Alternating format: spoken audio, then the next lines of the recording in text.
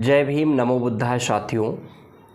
ये हमारे हाथ में जो पुस्तक है, इस पुस्तक का नाम है गुलामगिरी और इसके लेखक हैं ज्योतिबा राव फूले।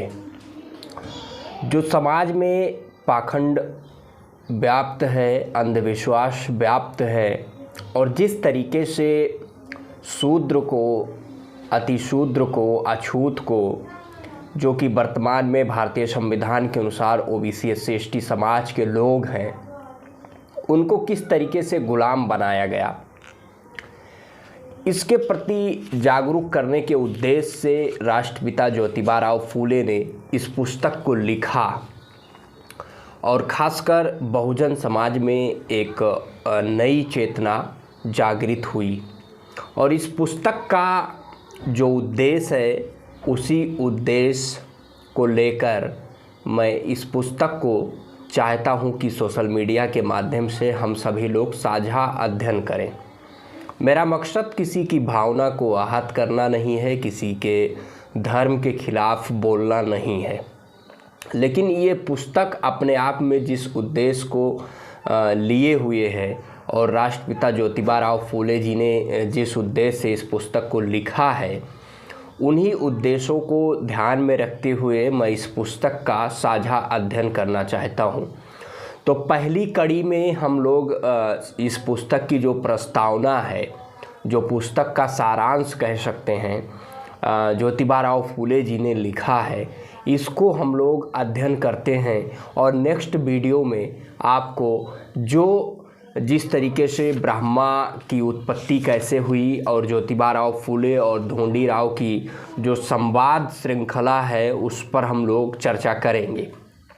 तो आइए इस पुस्तक की प्रस्तावना की शुरुआत हम लोग करते हैं। ज्योतिबा राव फूले जी प्रस्तावना में लिखते हैं, सैकड़ों साल पहले जब से इस देश में ब्राह्मणी सत्ता कायम हुई है, तब से आज तक शूद्रादि अतिशूद्र यानी अछूत समाज लगातार जुल्म और शोषण का शिकार हो रहा है। ये लोग कई तरह की यातनाओं और दुखों में अपना जीवन गुजार रहे हैं। इस किताब को लिखने का मकसद यही है कि दबे कुचले समाज की दयनीय दशा पर सभी का ध्यान जाए, इस बारे में गंभीरता से विचार करें और ऐसे उपाय किया जाए कि आगे शूद्र यानी अछूत लोग अपने आप को ब्राह्मण, पंडित, पुरोहितों के धार्मिक, आर्थिक, सामाजिक अन्याय व अत्याचार से कैसे मुक्ति पा सकते हैं। यही आज हमारे लिए सबसे बड़ा सवाल है। ऐसा माना जाता है कि यहाँ ब्राह्मण, पंडित, पुरोहितों का राज आए हुए लगभग 3000 वर्षों से अधिक हो गए हैं। वह लोग विदेश से यहाँ आए और उन्होंने इस देश के मूल निवासियों पर बर्बर हमले किए। इन्हें अपने घर पर बार व जमीन जायदाद से बेदखल किया और अपना गुलाम, दास, दस्यु या असुर बना लिया।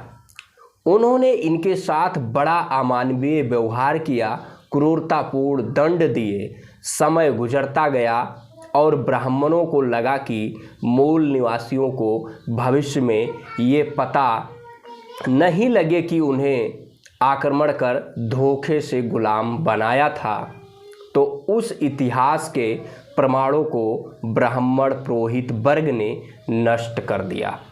यानी इससे यह स्पष्ट समझा जा सकता है कि ज्योतिबा राव फूले जी ने जो इस प्रस्तावना में इन्होंने लिखा, इससे स्पष्ट होता है कि जो आर्य लोग आए थे, जो विदेशी लोग आए, उन्होंने यहाँ के मूल निवासियों को धोखे से आक्रमण कर उनको अपना गुलाम बना लिया और उनको जिस तरीके से अपने चंगुल में फंसा लिया, उसका पर्दाफाश करते हुए ज्योतिबा राव फूले जी दिख रहे हैं। आगे प्रस्तावना में ही लिखते हैं, ब्राह्मण वर्ग ने यहाँ के शूद्र अछूतों पर अपना प्रभाव जमाने, वर्चस्व व राज कायम रखने के लिए कई तरह की चालाकियाँ और अपना स्वार्थ सिद्ध करते रहे। मूल निवासी शोषण के शिकार होते रहे और ब्राह्मण निरंतर सफल होते रहे। उस समय शूद्र लोग ब्राह्मणों के गुलाम हो चुके थे और सत्ता पर पूरी तरह से ब्राह्मणों का ही कब्जा था। आगे जाकर अछूतों की शिक्षा करने का अधिकार छीन लिया, उन्हें अनपढ़ ज्ञानहीन बना दिया, जिसके कारण ब्राह्मण पुरोहित वर्ग के शोषण की जालसाजी व कुटिलता को ये समझ ही नहीं पाए और कभी ध्यान नहीं दिया।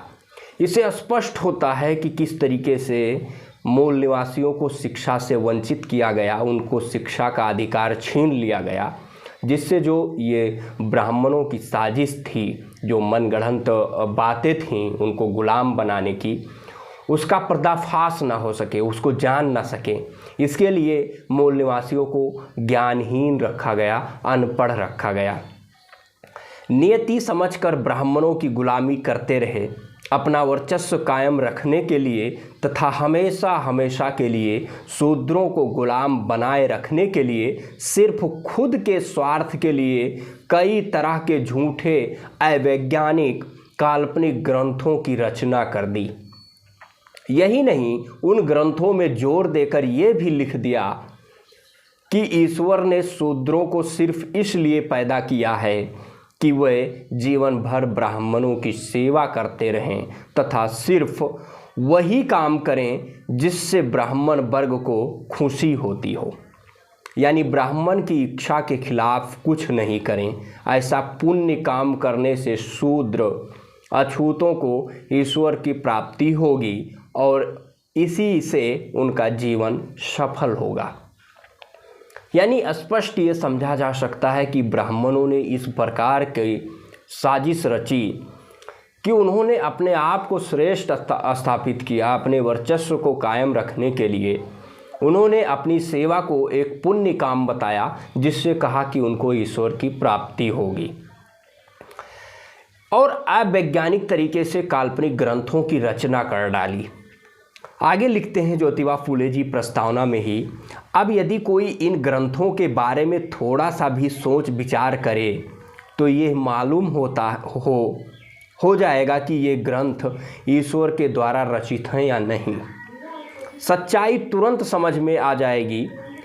हमारा तो ये कहना है कि ब्राह्मणों ने ऐसे ग्रंथों से उस सर्वशक्तिमान को, समस्त जगत के निर्माता परमेश्वर को भी छोटा बना दिया। हमें विश्वास है कि कोई समझदार व ईमानदार ब्राह्मण भाई भी हमारी बात का जरूर समर्थन करेगा। वैसे उन्हें भाई कहने में भी शर्म आती है। उन्होंने शूद्र अछूतों को बहुत दुख दिए और वही लोग धर्म के नाम पर इनका खून चूस रहे हैं।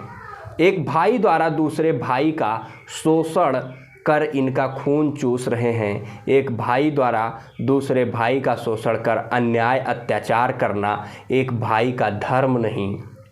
फिर भी हम सभी को सृष्टिकर्ता के कारण उन्हें भाई कहना पड़ रहा है।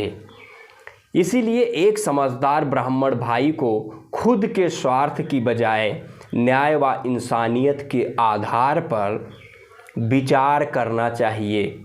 यदि ऐसा नहीं किया तो उन झूठे काल्पनिक ग्रंथों को देख पढ़कर बुद्धिमान, विवेकशील व वैज्ञानिक सोच के अंग्रेज, फ्रेंच, जर्मन, अमेरिकी और अन्य विद्वान लोग भी यही कहेंगे कि इन ग्रंथों को सिर्फ अपने स्वार्थ के खातिर रचा है तथा ब्राह्मण का प्रभाव व वर्चस्व कायम रहे, इसीलिए ब्राह्मण पुरोहित वर्ग को ही महत्व दिया है। यही नहीं, उन्हें ईश्वर से भी ऊंचा कहा गया है। यानी कि ब्राह्मणों ने जो अवैज्ञानिक और काल्पनिक तरीके से ग्रंथों की रचना की, उसमें ईश्वर से भी बड़ा अपने आप को बताया। यानी कहा कि हमारी सेवा करना, हमारे गुलामी में हाजिर रहना ही आपका कर्तव्य है, इसी में आपको ईश्वर की प्राप्ति है। यानी ईश्वर की पूजा ना करिए, मेरी पूजा करिए, मेरी गुलामी करिए, मेरी सेवा करिए, इससे आपको पुण्य मिलेगा, ईश्वर की प्राप्ति होगी। ज्योतिबा राव फूले जी कहते हैं इन ग्रंथों को पढ़ने के बाद वो तमाम अंग्रेज, फ्रेंच और जर्मन लोग भी समझ जाएंगे कि अपने स्वार्थ के लिए, अपनी वर्चस्व को स्थापित करने के लिए ही इन ग्रंथों को रचा गया है। ऊपर जिन देशों के निवासियों की चर्चा की गई है उनमें से अंग्रेज़ों ने तो कई जगहों पर इतिहास की किताबों में ये साफ लिखा है कि ब्राह्मणों ने अपने स्वार्थ के लिए शूद्रों, अछूतों को अपना गुलाम बनाया। ऐसे ग्रंथों की रचना कर ब्राह्मण पुरोहितों ने ईश्वर के वैभव को कितना हीन, छोटा बना दिया है, जरा सोचिए तो। जिस ईश्वर ने शूद्र, अतिशूद्रों तथा अन्य सभी को अपनी रची हुई सृष्टि की वस्तुओं का उपभोग करने की आज़ादी दी है, उस ईश्वर के नाम पर ब्राह्मण, पंडे, पुरोहित वर्ग ने सरासर झूठे ग्रंथों के द्वारा सबके अधिकार छीन लिए और खुद सबसे ऊपर आसीन हो गए। यानी कि ब्राह्मण समाज ने जो प्राकृतिक रूप से सृष्टिकर्ता ने ये जो एनवायरनमेंट में, पर्यावरण में जो प्राकृतिक वस्तुएं अवेलेबल हैं उस पे भी अपना अधिकार जमा लिया, उस पे शूद्रों के अधिकार को छीन लिया और उन्होंने अपने वर्चस्व को कायम करने के लिए किस तरीके से काल्पनिक ग्रंथों की रचना की है, इसका बहुत ही तार्किक तरीके से राष्ट्रपिता ज्योतिबा राव फूले जी ने इस पुस्तक में ब्यौरा दिया है।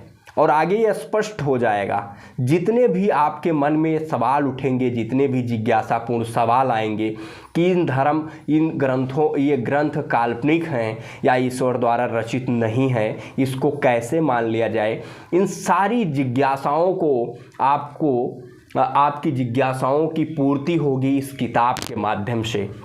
चूँकि इसकी प्रस्तावना बहुत बड़ी है तो इसलिए, या इस पुस्तक, ये पूरी पुस्तक लगभग 80 पेजेस में है, तो एक वीडियो में समाहित कर पाना मुश्किल होगा। मैं चाहता हूँ इसका साझा और विस्तृत अध्ययन मैं इस सोशल मीडिया प्लेटफॉर्म के माध्यम से करूँ, तो इसीलिए इस पुस्तक की कई वीडियोस में क्रमबद्ध तरीके से हम लोग साझा अध्ययन करेंगे। और ये प्रस्तावना जो पुस्तक की समरी है, सारांश है, इस प्रस्तावना को समझ लेते हैं तो आगे जो ज्योतिबा राव फूले जी का संवाद है उसको आसानी से हम लोग समझ पाएंगे और बहुत ही वैज्ञानिक तरीके से और तार्किक तरीके से, बहुत ही मार्मिक तरीके से हम एक विवेकशील व्यक्ति बन पाएंगे, एक तर्कवान नागरिक बन पाएंगे यदि इस पूरे पुस्तक का अध्ययन कर लेते हैं। तो मैं चाहता हूं कि इस वीडियो में इतना ही रहने देते हैं, इसके आगे हम लोग प्रस्तावना पर चर्चा करेंगे। तो हमारे साथ जुड़े रहिए और चैनल को सब्सक्राइब करिए और वीडियो को ज़्यादा से ज़्यादा शेयर करिए, जिससे जो ज्योतिबा राव फूले जी का मूवमेंट था कि वैज्ञानिकता स्थापित हो और तार्किकता को प्राथमिकता दिया जाए, एक आप तर्कवान, बुद्धिमान व्यक्ति बन सकें। और ये वैज्ञानिक सोच पर आधारित इस पुस्तक का हम लोग साझा अध्ययन कर रहे हैं, जिससे इस विचारधारा को अधिक से अधिक लोगों तक पहुंचाया जा सके। तब तक के लिए जय भीम, नमो बुद्धाय।